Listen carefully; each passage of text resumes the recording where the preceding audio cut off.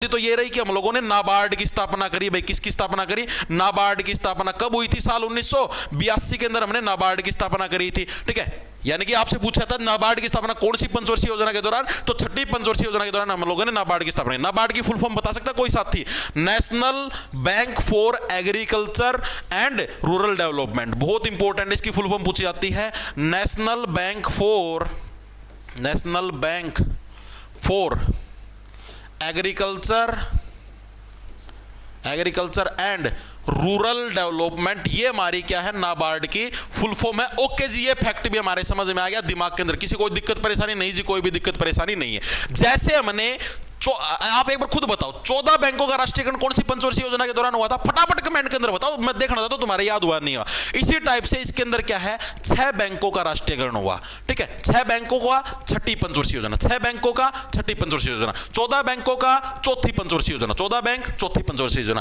Paper में होगा, गलती नहीं करोगे पार्थ, इसी तरीके से याद रखना है। ठीक है, तो 6 बैंकों का राष्ट्रीयकरण है, वो आपका कौन सी पंचवर्षीय योजना के दौरान हुआ? आपसे मल्टीपल टाइम पूछा जाता है। तो छठी पंचवर्षीय योजना के दौरान क्या 6 बैंकों का राष्ट्रीयकरण हुआ, और ये मेनली कब हुआ था? साल 1980 के दौरान आपका 6 बैंकों का राष्ट्रीयकरण आपका किया गया था। ठीक है, अब जो मैंने आपको बताया था परिवार नियोजन के ऊपर ध्यान किसके अंदर दिया था? चौथी पंचवर्षीय योजना, यानी जिसमें बैंकों का राष्ट्रीयकरण कर रहे हैं उसमें सीधी सी बात है परिवार नियोजन पर भी ध्यान देवे हैं। इसके अंदर क्या परिवार नियोजन के और भी कठोर उपाय किए गए।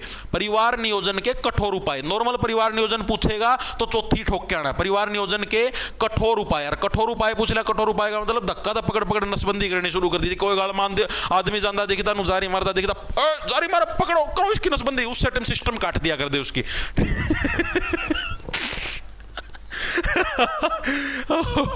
एक बार मेरे दादाजी का दोस्त होया करता भाई, वो एक दिन जारी मारा था, कॉलेज का मजा होता, पुलिस यहाँ देख लिया, उड़े पकड़ के उड़े नसबंदी कर दी। तो परिवार नियोजन के भाई इतने कठोर उपाय कर दिए थे, कोई कहीं पर भी जारी मारता हुआ दिखाई देता है, इंस्टाग्राम पे किसी लड़की की फोटो की तरह अच्छे कमेंट करते, ऐसे कमेंट कर देता, वेरी नाइस, वेरी हॉट, इस टाइप के, तो उसको उसी टाइम पुलिस घर से उठा लेती थी और उसके धक्के से नसबंदी कर दी जाती थी। इतने कठोर उपाय वहां उस टाइम शुरू करे थे। ओके जी, ये चीज भी हमारे समझ में आ गई, दिमाग के अंदर घुस गई। इसके अंदर हम लोगों ने टारगेट कितना रखा था? तो टारगेट रखा था जी हम लोगों ने 52 का। भाई पंचवर्षीय योजना सबको भाए, यानी 52 का, और अचीव हम लोगों ने किए, क्या किया भाई? इसने तो सबको सताया, धक्के से नसबंदी करवाई, यानी 57 का हम लोगों ने टारगेट इसको प्राप्त किया, 5.7% का। याद हुआ या नहीं हुआ? हाँ जी याद हुआ, बिल्कुल। अरे बोलो होए को नहीं यार, तुम टेंशन क्यों लो। आगे आते 7वीं पंचवर्षीय योजना।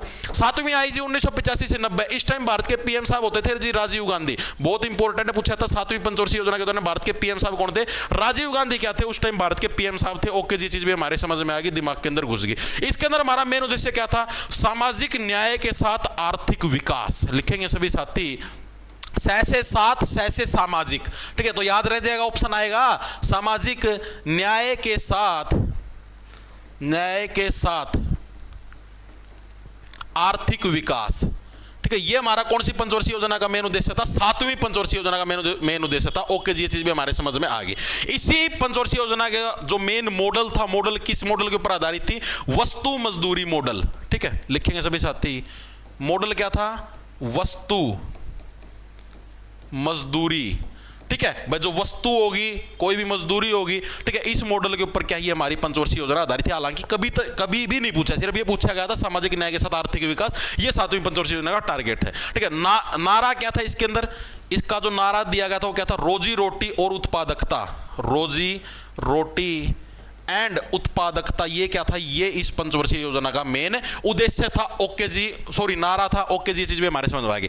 अब इसी पंचवर्षीय योजना के दौरान किसकी स्थापना हुई थी? कल परसों मैंने आप लोगों को जो सेट करवाया था, उस सेट के अंदर आप लोगों को बताया था सेबी याद है या नहीं है? हाँ जी याद है। तो इसके इस पंचवर्षीय योजना की हमारी मेन उपलब्धि कौन कौन सी थी? लिखेंगे सभी साथी, तो उपलब्धि कौन कौन सी? पहली तो उपलब्धि थी जी सेबी की स्थापना। सेबी की स्थापना कब हुई थी जी? साल 1988 के अंदर हुई थी, और इसका राष्ट्रीयकरण कब किया गया था जी? साल 1992 के अंदर। ये चीज वैसे रटी हुई होनी चाहिए यार, मेरा नुए रटी रही है, मतलब कदे इनकी ट्रिक भी बनाने की जरूरत कौन पड़ी। साल 1992 के अंदर इसका राष्ट्रीयकरण हुआ, 1988 के अंदर इसकी 1988 स्टॉक एक्सचेंज आ चुका है। अब आपको और नहीं करना पड़ेगा, वेट इस तरीके से याद रखो। ठीक है जी, इसके अलावा क्या है? हम लोगों ने स्पीड पोस्ट की शुरुआत करी डाकखाने के अंदर। ओके जी, स्पीड पोस्ट आपकी कब आई? साल 1986 के अंदर आई, और पूरे समाज के अंदर छा गई। 86 मतलब छा गई, ओ भाइयों के सौदा, एक बार चिट्ठी डालो और फटाफट दूसरा घर पहुंच जाओ। ओके जी, तीसरे नंबर बात थी जवाहर रोजगार योजना। जवाहर रोजगार योजना, क्योंकि इसके अंदर मेन फोकस अपना किसका था, रोजगार के ऊपर था ना। तो जवाहर रोजगार योजना की शुरुआत अब राजीव गांधी जी ही, इनके पिताजी से जवाहरलाल नेहरू जी, ठीक है। तो जवाहर रोजगार योजना है, इसके ऊपर क्या ही हमारी इसका सारा सिस्टम था। इसके अंदर हम लोगों ने टारगेट कितने का रखा, टारगेट हम लोगों ने थोड़ा रखा था, अचीवमेंट हम लोगों को बहुत ज्यादा, यानी सर्वाधिक सक्सेसफुल पंचवर्षीय योजनाओं के अंदर इसको कैलकुलेट किया जाता है। टारगेट कितने का रखा था हम लोगों ने, 5% का रखा था, 5.0% का, और प्राप्ति कितनी हुई, 6.01% की प्राप्ति हुई, यानी जरूरत से हमको बहुत ज्यादा प्राप्त हुई। ओके जी। उसके बाद क्या हुआ, अब ये जो पंचवर्षीय योजना चलने लग रही थी, इसके बाद क्या हुआ, हमारे देश की आर्थिक स्थिति फिर से बिगड़ गई, ठीक है।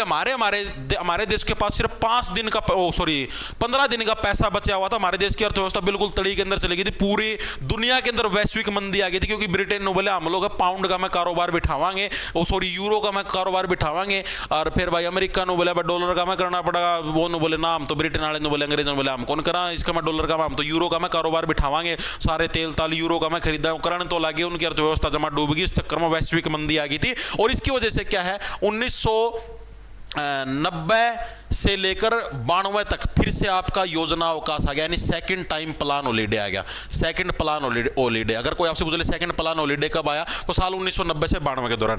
इसी समय हमारे देश की अर्थव्यवस्था भी डूब गई। हमारे देश के पास मात्र 15 दिन का पैसा था, मात्र 15 दिन का पैसा था। तो उस टाइम जो भारत के वित्त मंत्री होते थे वो कौन होते थे, डॉक्टर मनमोहन सिंह जी। और मनमोहन सिंह जी क्या बोले, मनमोहन सिंह जी ने बोले मैं एक प्लान लेके आता हूं, उस प्लान का इन्होंने नाम दिया एलपीजी। बहुत बार एग्जाम के अंदर इस एलपीजी की फुल फॉर्म पूछी जाती है। एल से बन गया लिबरलाइजेशन, क्या बन गया, लिबरलाइजेशन। बहुत इंपॉर्टेंट फुल फॉर्म है, फिर बताने लग रहा हूं, जिसको हिंदी में बोलते हैं उदारवाद। ओके जी। पी का मतलब हो गया प्राइवेटाइजेशन, प्राइवेटाइजेशन को तो हिंदी में भी पता ही, प्राइवेट ही बोले, निजीकरण।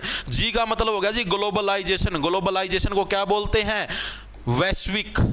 वैश्वीकरण, ठीक है। तो ये आपकी चीज लेके आए मनमोहन सिंह, जिसको एलपीजी बोलते हैं। बहुत इंपॉर्टेंट पूछा था कि एलपीजी की फुल फॉर्म क्या है, ठीक है। सारे जने सिलेंडर ठोक दे हैं, 500 सिलेंडर उनकी हवा काट दे हैं, ठीक है। एलपीजी का मतलब लिबरलाइजेशन, प्राइवेटाइजेशन, ग्लोबलाइजेशन, यानी कि उद्योग धंधों को हम लोगों को छूट देनी चाहिए, उसको लिबरलाइजेशन बोलते हैं, आजादी देनी चाहिए। ज्यादा से ज्यादा हमें प्राइवेट उद्योग धंधे स्थापित करने चाहिए, ठीक है। और जी का मतलब ग्लोबलाइजेशन, ज्यादा से ज्यादा उद्योग धंधों को इंटरनेशनल लेवल पे खोलना चाहिए। ये इस एलपीजी का मेन मतलब था, मेन मकसद था। ओके जी, ये चीज भी हमारे समझ में आ गई, दिमाग के अंदर घुसी या नहीं घुसी एक बार के लिए, हाँ जी बिल्कुल घुस गई। कोई दिक्कत परेशानी नहीं जी, कोई भी दिक्कत परेशानी नहीं है, बिल्कुल। सर क्लास कितने टाइम तक चलेगी, दोनों टॉपिक पूरे करवाऊंगा मैं, देख ले कितना टाइम लगेगा।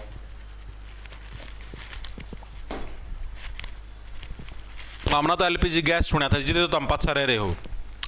आगे चले भाई, आगे चलो जी। अगली पंचवर्षीय योजना आती है 8वीं पंचवर्षीय योजना, ये और इंपॉर्टेंट, उसके बाद फिर पंचवर्षीय योजनाओं का सारा खेल खत्म हो जाएगा। ओके जी। इसके अंदर मतलब मेन उद्देश्य क्या था, शिक्षा, रोजगार, शिक्षा, स्वास्थ्य और रोजगार भाई, एंड रोजगार, ठीक है। ये क्या था, ये इस पंचवर्षीय योजना का मेन उद्देश्य था। 92 से 97 तक है, ये आपकी 5 साल तक चली। ओके जी, ये चीज भी समझ में आ गई। ये किस मॉडल के ऊपर आधारित थी, जॉन डब्ल्यू मिलर, ठीक है, लिखेंगे सभी साथी, जॉन डब्ल्यू मिलर मॉडल पर आधारित थी, मॉडल पर आधारित। इसको कैसे याद रखोगे भाई, देखो ना तो हम जोन बनेगा डॉन, जोन बनेगा डॉन बनोगे तो सीधी सी बात है शिक्षा का कोई अर्थ नहीं रह जाएगा। तो आप लोगों को डॉन बनाने से बचाने के लिए आपको शिक्षा देना पड़ेगा, ठीक है। मिलर का क्या मतलब, मिल्क, दूध, ठीक है। दूध से क्या आपका स्वास्थ्य बढ़िया बनेगा, ठीक है। तो यानी जॉन डब्ल्यू मिलर है, इस मॉडल के ऊपर आधारित थी। ओके जी, चीज भी हमारे समझ में आ गई। अरे सारा सौदा ट्रिक से याद करवा दूंगा। 1995 के अंदर मिड डे मील की शुरुआत हुई, हाँ भाई 1995 के अंदर मिड डे मील की भी शुरुआत हुई थी। और भी 2-3 फैक्चुअल हो रहे, सारी चीजें करो, तुम टेंशन ना लिया करो, ठीक है। इसके अलावा 8वीं पंचवर्षीय योजना के दौरान इसकी उपलब्धि और लिखो। 8वीं पंचवर्षीय योजना के दौरान हम लोगों ने क्या क्या उपलब्धि हासिल करी, ये चीजें और लिखो। पहली उपलब्धि हम लोगों ने जो हासिल करी थी उसका क्या नाम था, WTO। भारत क्या है, WTO का पहली बार पार्ट बना था। WTO क्या है, वर्ल्ड ट्रेड ऑर्गेनाइजेशन, यानी विश्व व्यापार संगठन। इसकी फुल फॉर्म याद रखना, विश्व व्यापार संगठन। मल्टीपल टाइम एग्जाम के अंदर पूछा था कि भारत विश्व व्यापार संगठन का पार्ट कब बना, साल 1995 के अंदर। कैसे रखोगे, पिछान, भारत भी अब वर्ल्ड व्यापार संगठन का पार्ट बन चुका है, ठीक है। वर्ल्ड ट्रेड ऑर्गेनाइजेशन का इंडिया भी पार्ट बन चुका है, पहचान 1995। ओके, चीजें समझ में आ गई। फिर आई है एक योजना पीएम रोजगार योजना, ये बहुत इंपॉर्टेंट है। जवाहर रोजगार योजना आ जाए तो 7वीं, पीएम रोजगार ये मल्टीपल टाइम पूछेगी, इसको याद कैसे रखोगे, 1 2 3 4 5 6 7 8, यानी कि 8वीं पंचवर्षीय योजना के दौरान क्या है, पीएम रोजगार योजना आई थी। बहुत बहुत इंपॉर्टेंट है, रट लियो। जवाहर रोजगार पूछ लेगा तो 7वीं, ओके जी, ये चीज भी हमारे समझ आई, दिमाग के अंदर घुस गई। इसके अलावा जैसा कि अभी एक साथी ने बोला था कि मिड डे मील की शुरुआत भी आपकी इसी पंचवर्षीय योजना के दौरान हुई थी। वह पहचान बे, हम लोगों ने मिड डे मील देना भी स्टार्ट कर दिया है, ठीक है, ओके जी, ये चीज भी समझ में आ गई। और मिड डे मील कौन सी क्लास तक मिलता? सिर्फ 8वीं क्लास तक मिलता, तो यानी 8वीं पंचवर्षीय योजना के दौरान क्या है, मिड डे मील योजना भी आई थी, ओके जी। इसी पंचवर्षीय योजना के दौरान क्या पंचायती राज भी आया? 1973-74 के दौरान आया था या नहीं आया था? ओ सॉरी, 1993-94 के दौरान पंचायती राज आया था 1993-94 के दौरान, है याद करो। 11वीं अनुसूची और 12वीं अनुसूची यानी पंचायती राज भी क्या है, इसी पंचवर्षीय योजना के दौरान आया था, ओके जी। अब एक प्रश्न पूछा जाता है कि नई आर्थिक नीति कौन सी पंचवर्षीय योजना के दौरान लागू हुई? तो जो नई आर्थिक नीति वो 8वीं पंचवर्षीय योजना के दौरान, मल्टीपल टाइम प्रश्न आया हुआ। ये नई आर्थिक नीति है कौन सी पंचवर्षीय योजना के दौरान? 8वीं। कैसे याद रखोगे? 8वीं क्लास के बाद क्या है, आपकी नई तरीके से फीस लगनी स्टार्ट हो जाती है, क्योंकि 9वीं 10वीं 11वीं 12वीं क्लास के अंदर मैक्सिमम बच्चे क्या है, कोचिंग लगाते हैं, तो कोचिंग के अंदर नया बजट बनाना पड़ता है, आर्थिक मतलब नए पैसे लगने स्टार्ट हो जाते हैं। तो नई आर्थिक नीति आपकी 8वीं पंचवर्षीय योजना के दौरान, ओके जी। एक प्रश्न और पूछा जाता है कि 8वीं पंचवर्षीय योजना के दौरान भारत के प्रधानमंत्री कौन थे? तो भारत के प्रधानमंत्री पी.वी. नरसिम्हा राव, बहुत इंपॉर्टेंट, मैं फिर बताने लग रहा हूं, पी.वी. नरसिम्हा राव। 1 2 3 4 5 6 7 और 8, ठीक है, 1 2 3 4 5 6 7 8, ठीक है। ये भी इसी तरीके पीएम रोजगार पी.वी. नरसिम्हा, ठीक है, पी.वी. नरसिम्हा। और वित्त मंत्री थे हमारे डॉक्टर मनमोहन सिंह, बहुत इंपॉर्टेंट, 8वीं पंचवर्षीय योजना का पूछा जाता भाई, ठीक है। तो हल्के में मत लेना, वरना अपने पतन के तुम खुद जिम्मेदार होगे, ओके जी, ये चीज हमारे समझ में आ गई, ठीक है। अब इस पंचवर्षीय योजना के दौरान हम लोगों ने टारगेट कितना रखा था? हम लोगों ने फिर सोचा हम लोग इतिहास के अंदर छप जाएं 5.6% का, और हमें प्राप्ति कितनी हुई? यार 8 से बन गया 6.8%, यानी 68 की हमको क्या है प्राप्त हुई, ओके जी, ये चीज भी हमारे समझ में आ गई। अब आते हैं 9वीं 10वीं 11वीं 12वीं, इनके अंदर कुछ ज्यादा लंबी चौड़ी कहानी नहीं है। 9वीं को आप डायरेक्ट याद रखो, बस इनका है ना, तुम एक साल है, देखो एक याद करो तुम्हें, उससे सारी याद हो जाएंगी। 12वीं याद रखना, 12वीं पंचवर्षीय योजना 2012 के अंदर आई थी, 12वीं 12, ठीक है, ये 2017 तक चलने वाली थी। तो 12वीं वाली याद रखना, 12, यानी अगर आपसे कोई 11वीं पूछ रहे, इनके सिर्फ साल पूछा, अगर इनके टारगेट कदे भी कौन पूछा करेगा एग्जामिनर, सिर्फ साल पूछा। 12 में से 5 कम कर दो यानी 7, 11वीं पूछेगा तो 7 से 12, ठीक है, उसमें फिर 5 कम कर दो यानी 7 में 5 गया 2, यानी 2 से 7 में 10वीं योजना। अगर 9वीं पूछ रहे तो उसमें से फिर आपके 5 कम कर दो यानी 1997 से 2, ठीक है। 12वीं याद रखना 2012 के अंदर आई थी। फिर ये चारों तुम लोग इजीली निपटा दो, इनके सिर्फ साल पूछता, ये नहीं पूछता डेफिनेशन, ठीक है। फिर भी देख लो 9वीं के दौरान सामाजिक न्याय और समानता के साथ विकास, 9वीं क्लास में हो चुके हो, अब समाज के अंदर न्याय बना के रखो, स्वतंत्रता के 50 वर्ष पूरे होने पर शुरू। अगले 10 वर्षों में प्रति व्यक्ति आय को दोगुना नहीं पूछता, तीव्र और अधिक समावेशी विकास भी नहीं पूछता। 12वीं वाला पूछ चुका है मैक्सिमम टाइम, तीव्र अधिक समावेशी और सतत विकास, ये कौन सी 12वीं पंचवर्षीय योजना के दौरान हुआ था? तीव्र गति से, 12वीं क्लास कम हो गई, तीव्र गति से, और भी तेज गति से तेरे को विकास करना पड़ेगा, और भी तेज गति से तुझे कार्रवाई बिठानी पड़ेगी। इसके अलावा मैंने आप लोगों को 2-3 दिन पहले क्वेश्चन भी करवाया था 12वीं से रिलेटेड ही, उसको भी ध्यान रखना। इसके अलावा शिशु और मातृ मृत्यु दर में कमी लाना भी इसी का काम था, ठीक है भाई। तू 12वीं क्लास के अंदर हो गई, तू जिम्मेदार व्यक्ति बन जा। शिशु और जो मातृ मृत्यु है, यानी कि जो बच्चे पैदा हुए हैं और जो और हुए हैं, उनकी अब मृत्यु के अंदर भी तुझे कम, शिशु और मातृ मृत्यु दर में कमी लाना, ठीक है, यानी उसके अंदर कमी करना भी अब तेरा काम है, ठीक है। बस कम से कम महिलाएं मरे, कम से कम बच्चे मरे, तो ये भी 12वीं पंचवर्षीय योजना पक्का याद रखें, बहुत इंपॉर्टेंट। पंचवर्षीय योजना है तुम्हारी समाप्त। अब एक बार के लिए मेरे को बताओ, पंचवर्षीय योजना के अंदर अगर किसी साथी को कोई डाउट हो तो बता दो एक बार के लिए मेरे को, फिर हम लोग आगे चलते, फिर अब वो पढ़ाएंगे।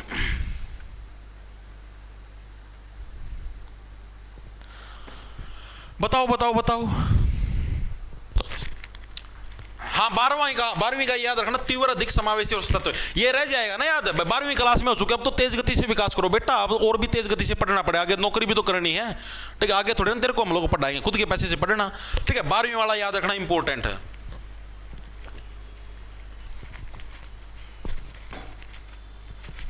एक बार के लिए थम्स अप करके बता जाओ जी, पंचवर्षीय योजना का टॉपिक हमें पूरा क्लियर है, इसके अंदर हमें कोई भी दिक्कत नहीं है। फिर मैं आगे चलता हूं, रिवीजन करी है।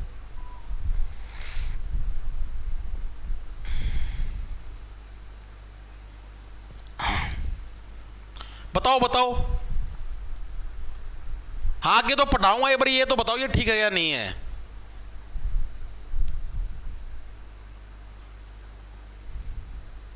सर मॉडल क्या होता है? मॉडल तामो देखते होगे इंस्टाग्राम पर, देखो अलग अलग हीरोइना के नाम सर्च करके, कृति सेनन, पूजा भट्ट, पूजा हैगड़े है कि हैगड़े नो खड़ी पाया कर नो, वो मॉडल हुआ है। क्लियर है जी, बहुत बढ़िया, वेरी गुड।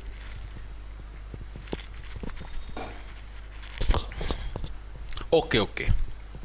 अब क्या था, अब जैसे ही 2014 का साल आया, 2014 के अंदर सरकार बदल गई, बीजेपी की सरकार आ गई, मोदी जी प्रधानमंत्री बन गए। हाँ जी बन गए जी, कोई दिक्कत की बात नहीं जी। फिर इन्होंने आते ही बोले इस योजना आयोग को खत्म करो। आपने योजना आयोग पढ़ा था, तो साल 2015 1 जनवरी 2015 को क्या इन्होंने योजना आयोग को खत्म करके उसके बदले क्या लेके आए, नीति आयोग लेके आए। योजना और नीति एक ही चीज है। नीति आयोग के प्रथम अध्यक्ष पूछ ले या फिर वर्तमान अध्यक्ष भी पूछ ले तो वो कौन है, हमारे साहब, हमारे नरेंद्र मोदी साहब नीति आयोग के वर्तमान अध्यक्ष है। तो ये चीज भी याद रखना। ओके जी, चीजें समझ में आ गई। ठीक है, पंचवर्षीय योजना का रोड़ा यहां पर खत्म। अब हम लोग चलते हैं अगले रोड़े की तरफ, जिसको हम लोग बोल लेंगे जनगणना। जनगणना टॉपिक को भी हम लोग पूरे को निपटाने का काम करेंगे। आओ, ठीक है, कुछ ज्यादा मुश्किल नहीं, अभी निपटा दूंगा सारी ना।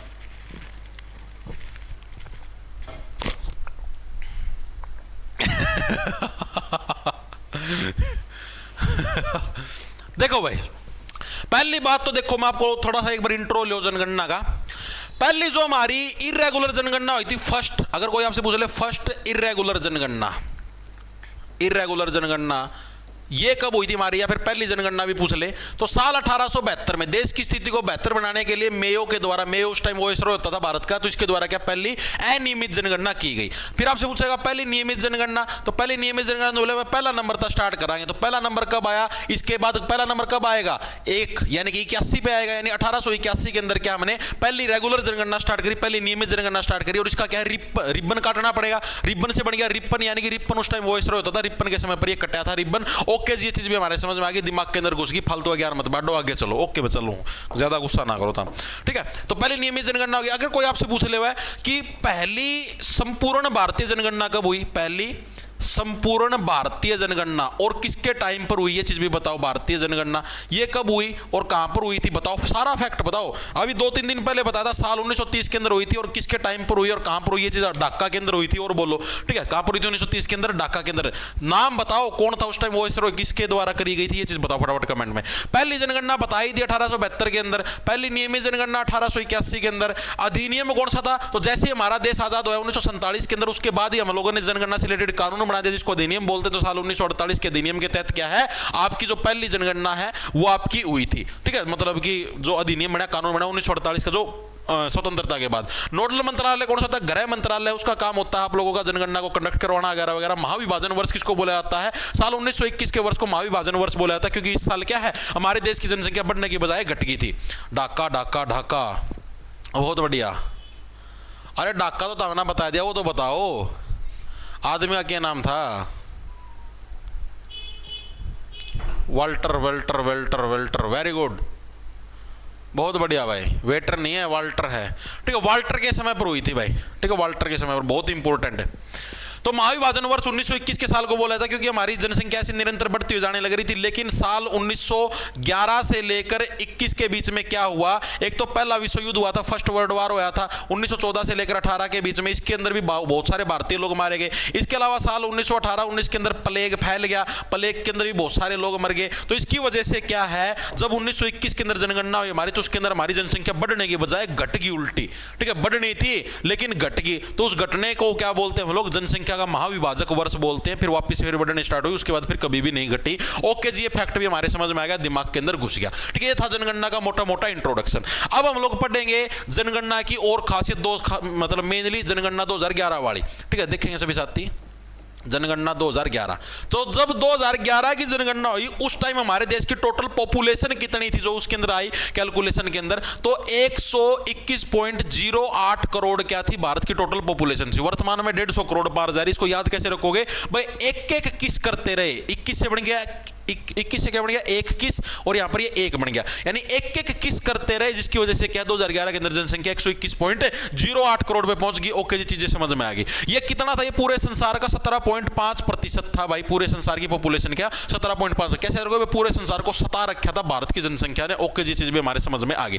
तो भारत की दशकीय वृद्धि क्या थी, दशकीय वृद्धि का मतलब समझते हो, दशकीय वृद्धि का मतलब है हर 10 साल के अंदर भारत की जनसंख्या कितनी बढ़ने लग रही थी। तो ये कितनी बढ़ने लग रही थी भाई, फिर से देखो, अब जनसंख्या के अंदर बढ़ोतरी होगी, सीधी सी बात है, आप महिला को सताओगे तभी तो जनसंख्या के अंदर बढ़ोतरी होगी। जनसंख्या के अंदर बढ़ोतरी कैसे होती है? बच्चे पैदा करने से, और बच्चा पैदा करोगे तो क्या महिला बहुत ही ज्यादा परेशान होती है। 17.7% क्या थी? दशकीय वृद्धि थी। दशकीय का मतलब प्रत्येक 10 साल में भारत की जनसंख्या 17.7% है, बढ़ने लग रही थी। ओके, 17 मतलब हो गया 17, चीजें समझ में आ गई, दिमाग के अंदर घुस गई। सबसे अधिक पॉपुलेशन किस राज्य की थी? अगर कोई आपसे पूछ ले सर्वाधिक जनसंख्या किस राज्य की थी, तो सर्वाधिक जनसंख्या थी जी यूपी की। सर्वाधिक पॉपुलेशन थी वो किसकी थी भाई? वो थी जी यूपी की, उत्तर प्रदेश की थी। सबसे कम अगर कोई आपसे पूछ लेगा तो सबसे कम वैल्यू किसकी होती है जी? सिक्के की होती है। तो सिक्के की ही सबसे कम पॉपुलेशन थी जी सिक्किम की थी। ओके जी, ये चीज भी हमारे समझ में आ गई, दिमाग के अंदर घुस गई। फालतू ज्ञान से तो मत बढ़ो जी। ओके जी, कौन बनता, कोई बात नहीं, तो हम नाराज ना होया करो यार छोटी छोटी बात पे। ओके जी, उसका हम लोग देखते हैं जनसंख्या घनत्व। जनसंख्या घनत्व सर्वाधिक किस उसका था भाई? सॉरी, जनसंख्या घनत्व था कितना भारत का? तो भारत का जो जनसंख्या घनत्व था वो मैंने आप लोगों को कल भी करवाया था, 382 व्यक्ति प्रति वर्ग किलोमीटर। 382 व्यक्ति प्रति वर्ग किलोमीटर क्या था? भारत का जनसंख्या घनत्व था। ठीक है, और जनसंख्या घनत्व यानी जो डेंसिटी हो सबसे अधिक किसकी थी भाई? किस राज्य की थी? तो यानी सर्वाधिक की अगर हम लोग बात करेंगे तो बिहार जो राज्य है, बिहार का जो जनसंख्या घनत्व था वो सबसे अधिक था। ओके जी, और सबसे कम की अगर हम लोग बात करें तो वो कहां का था? वो था जी अरुणाचल प्रदेश का, जो कि कितना था आप लोगों का? 17। ये एग्जाम के अंदर मल्टीपल टाइम पूछा जाता है कि अरुणाचल प्रदेश का जनसंख्या घनत्व 2011 की पॉपुलेशन के दौरान, जनगणना के दौरान कितना था? तो इतना था। बिहार का पूछ लेगा तो 1106। ठीक है, ये नहीं पूछा जाता इतना, लेकिन ये हर साल पूछा जाता है अरुणाचल प्रदेश का जनसंख्या घनत्व कितना था, पक्का याद रखना, 17। ओके जी, बहुत बढ़िया बहुत बढ़िया। 1965 में हुआ था, तो मन्ना कौन सा बताया दिया? 1965 में बताया है, फिर 1972 में भी तो आया था, 71-72 में भी तो। ठीक है, बहुत बढ़िया है। उसके बाद अगर हम लोग देखें लिंगानुपात कितना था, आओ, तो भारत का लिंगानुपात था वो कितना था भाई? 2011 की जनगणना के अनुसार तो भारत का लिंगानुपात था जी 943। 1000 लड़कों पर है 943 लड़कियां बिल्कुल फ्री, यानी 943 भाई। ठीक है, सर्वाधिक लिंगानुपात है किस राज्य का था? अगर हम लोग बोले तो सर्वाधिक लिंगानुपात था जी केरल राज्य का। और सबसे कम की अगर हम लोग बात करें तो सबसे कम किसका था जी? ये था जी हमारे पास हरियाणा का। ओके जी, चीज भी हमारे समझ में आ गई। केरल का सबसे फालतू क्यों था? क्योंकि यहाँ पर सबसे ज्यादा पढ़े लिखे लोग थे, साक्षरता अधिक थी भाई। ठीक है, अगर मैं बात करूं बाल लिंगानुपात की, तो बाल लिंगानुपात कितना था? 919 बच्चे नहीं होते खूनी, तो यानी कि 919 है आपका किसका था? बाल लिंगानुपात था। तो ये फैक्ट भी आप लोगों को याद रखना है। Class 10th CBSE class 10th result declare. अच्छा, मेरे को तो नहीं पता कब आ गया। अरे अपने यहाँ क्या करना है, अभी क्या हुआ? हाँ, आ गया भाई, आ गया आ गया आ गया। ये तकड़ा है, सौदा बिठाया ना, इतना थोड़ा कैड भी दिया। रिजल्ट 4-14 पे आ लिया। कोई ना, डालना अभी भी पोस्ट तो, बालक तो रिजल्ट चेक करेंगे। किसी का रिश्तेदार होगा, कोई तो होएगा। 1 सेकंड रुकेंगे सभी साथी।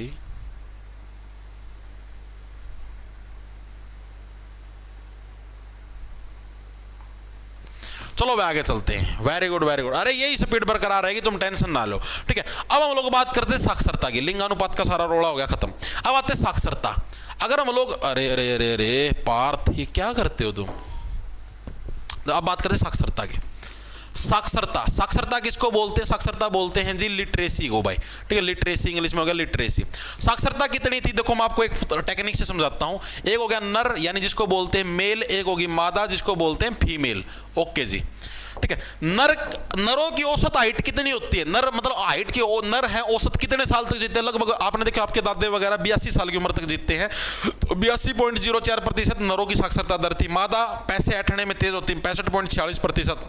इन दोनों के बीच का क्या बन गया? 74.04% क्या हो गया आप लोगों की टोटल भारत की साक्षरता दर थी। ओके जी, यह चीज भी हमारे समझ में आ गई, दिमाग के अंदर घुस गई। सॉरी 82.04 नहीं, 82.14 होगा। ठीक है, 82.14। चीजें समझ में आई या नहीं आई? हाँ जी, चीजें समझ में आ गई, दिमाग के अंदर घुस गई। अगर मैं बात करूं सर्वाधिक लिंगानुपात किस राज्य का था, तो सबसे ज्यादा जहां पर पढ़े लिखे लोग होंगे, ठीक है, वहीं पर क्या है, लिंगानुपात भी सबसे अधिक होता है। तो सर्वाधिक साक्षरता दर है वो किस राज्य के अंदर? सर्वाधिक साक्षरता आपकी केरल राज्य के अंदर थी। किसके अंदर? केरल। और यही का लिंगानुपात भी सबसे अधिक था, क्योंकि आगे लोग समझदार थे ना, क्या हम पढ़े लिखे बेटी और बेटे के अंदर कोई भेदभाव नहीं करना। तो केरल का सबसे अधिक आपका लिंगानुपात था और साक्षरता दर भी यहीं की थी सबसे अधिक। और सेकंड अगर साक्षरता में अगर पूछ लो सेकंड नंबर पे कौन था, तो मिजोरम, क्योंकि अक्सर लोग पूछ लेते हैं। ठीक है, जहां पर ज्यादा पढ़े लिखे लोग हैं उनको मजा भी ज्यादा था, यानी मिजोरम हो गया। ओके, चीजें समझ में आ गई। सबसे कम साक्षरता की अगर मैं बात करूं तो वो कहां पर थी? बिहार के अंदर। बिहार के अंदर आज भी साक्षरता मेरे हिसाब से सबसे कम है पूरे भारतवर्ष के अंदर। सबसे कम पढ़े लिखे लोग आपको बिहार के अंदर देखने को मिलते हैं। ओके जी, चीज भी हमारे समझ में आ गई। अब मैं इसके अंदर बात करूं मैं शहरी और ग्रामीण क्षेत्र की, 2011 की जनगणना के अनुसार शहरी पॉपुलेशन कितने प्रतिशत थी और ग्रामीण पॉपुलेशन है वो कितने प्रतिशत थी।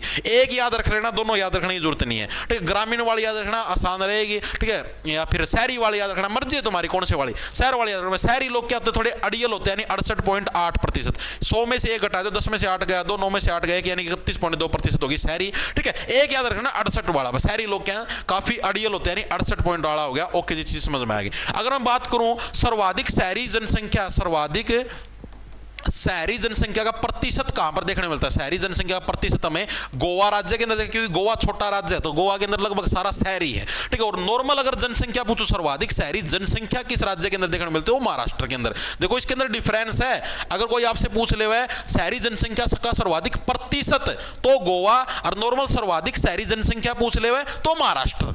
दोनों के अंदर फर्क है, गलती मत करना। अगर कोई पूछ ले सर्वाधिक शहरी जनसंख्या का प्रतिशत तो गोवा, और अगर जनसंख्या पूछ ले तो महाराष्ट्र, क्योंकि महाराष्ट्र के अंदर मुंबई है, मुंबई के अंदर सारी भीड़, सारी जनसंख्या उधर ही रहती है। ओके जी, चीजें समझ में आ गई, दिमाग के अंदर घुस गई, घुसी या नहीं घुसी? बिल्कुल बिल्कुल बिल्कुल, वेरी गुड वेरी गुड। हाँ ठीक है जी। और मैं अगर इसी के अंदर बात करूं, मैं सर्वाधिक शहरी है तो हो गए राज्य। अगर मैं पूछूं सर्वाधिक शहरी पॉपुलेशन के हिसाब से यूटी केंद्र शासित प्रदेश अगर मैं पूछूं तो वो कौन सा हो जाएगा? सबसे ज्यादा जो पॉपुलेशन रहती है केंद्र शासित प्रदेश में, किसमें? दिल्ली में। दिल्ली में सबसे ज्यादा पॉपुलेशन रहती है, और यूटी भी है यानी यूनियन टेरिटरी, केंद्र शासित प्रदेश भी है। और सबसे कम की अगर मैं बात करूं तो लक्षद्वीप, सबसे कम की अगर मैं बात करूं तो वो कौन सा हो जाएगा जी? लक्षद्वीप हो जाएगा। लक्षद्वीप भी क्या है कि यूनियन टेरिटरी, जिसके अंदर हमारी सबसे कम शहरी पॉपुलेशन हमको देखने को मिलती है। ओके जी, ये चीज भी हमारे समझ में आ गई।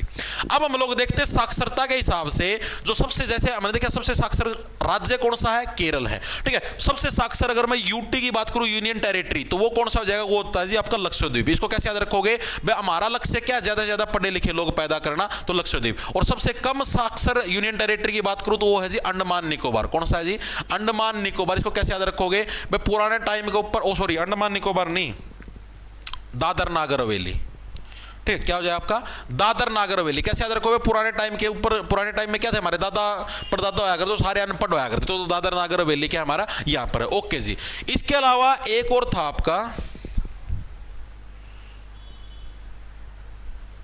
हाँ, लिंगानुपात। अगर सर्वाधिक लिंगानुपात वाला यूटी पूछ ले, यूनियन टेरिटरी यानी केंद्र शासित प्रदेश पूछ ले, तो वो कौन सा था? वो भी दादर नागर हवेली, ओ सॉरी सबसे कम, हाँ दादर नागर हवेली, दादर नागर हवेली। इसको कैसे याद रखोगे? क्योंकि दादा, देखो हमारे दादा और क्या करते, पुराने टाइम का मैं हवेलियां में ले जाते और निरंतर पॉपुलेशन बढ़ाते रहते थे, पढ़ाते रहते थे। ये आवाज किसने निकाल ली भाई? आवाज किसने निकाल ली? मेरे तेवर मुंह दिखा दो ना, करया करो ये काम। 100 बार बता रखी है, ये चीजें शोभा नहीं देती यार। तुम्हारे दादा हो रहे और उनके बारे में तुम क्या टक टक की आवाजें निकालने लग रहे हो? दादाजी आए थे हवेली में ले गए, टक टक टक, ये क्या है? ये समाज में रहते हो तुम, पढ़े लिखे व्यक्ति तो हो, ऐसी बातें मत किया करो, और मेरे सामने तो बिल्कुल भी मत किया करो, निर्लज। चले आगे, चलो जी। इतनी सी समझ में आ गई? हाँ जी आ गई। कोई दिक्कत परेशानी नहीं जी? कोई भी दिक्कत परेशानी नहीं है, वेरी गुड भाई। अब एक ऐसे राज्य का नाम बताओ 2011 की जनगणना के अनुसार जहां पर पॉपुलेशन घटी थी। बताओ, ये प्रश्न पूछा गया है। ऐसे राज्य का नाम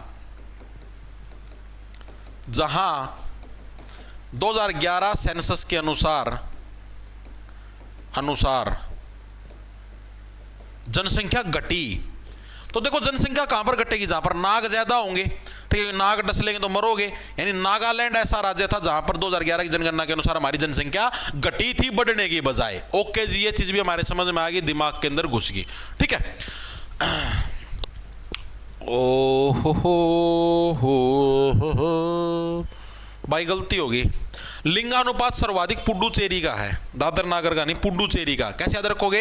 हमारे दादा और क्या निरंतर पुड पुड पुड पुड करते रहते, जिससे क्या लिंगानुपात बहुत ज्यादा बढ़ गया था। पुडुचेरी का था भाई, माफी चाहता हूं, इसको टिक कर लेना। ओके, इसके अलावा अगला फैक्ट आप लोगों को याद रखना है। 2011 की जनगणना के अनुसार, 2011 की जनगणना के अनुसार क्या है? पुड पुड पुड पुड हमारे जो मतलब कि जनगणना के जो कमिश्नर थे, ठीक है, जनगणना आयुक्त थे, वो कौन थे? कमिश्नर थे वो कौन थे? सी चंद्रमौली। देखो तुम ठीक है, सी का मतलब वो वाला सी समझ लो, सी देखने वाला। ठीक है, देखो तुम, तुम्हारे नज़ारे, तुम्हारी पॉपुलेशन, क्या क्या तुमने कांड की, तुमने कितनी पॉपुलेशन बढ़ा रखी है, इस चीज को देखो। एनटीपीसी की जिक्के करांगे यार स्टार्ट, ये तो लिपटाने दो सौदा। ठीक है, नागालैंड बिल्कुल बिल्कुल, पुड पुड पुड पुड पुड, मास्टर जी म्याओ, कोप कोप कोप कोप एंडी बालक हो यार दाम। और बोलो भाई, यो तो सब तक कम बताया था आपने। कौन सा सबसे कम बताया था? पुडुचेरी? नहीं भाई, पुडुचेरी सबसे अधिक है यार, मैंने कब कम कम कहाँ पर बताया यार? बिल्कुल सी चंद्रमौली। अब थोड़ी सी हम लोग धार्मिक जनसंख्या देखते हैं।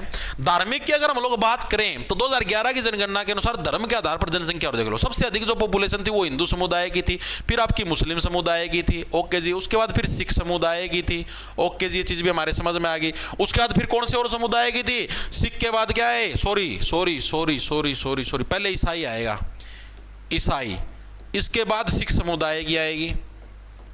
ठीक है जी, ध्यान रखना, इसको गलत मत कर देना। ठीक है, सिख के बाद क्या आएगा आप लोगों का? बौद्ध आएगा, और बौद्ध के बाद क्या आएगा आप लोगों के पास?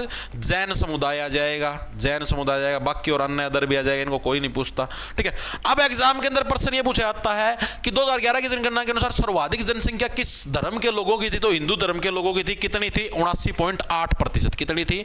79.8%, लगभग आप 80 मान के चलो। ठीक है, सेकंड नंबर पर मुस्लिम समुदाय की थी, कितनी थी? 14.2% थी, ओके जी। तीसरे नंबर पर ईसाई की थी, कितनी थी? 2.3% थी।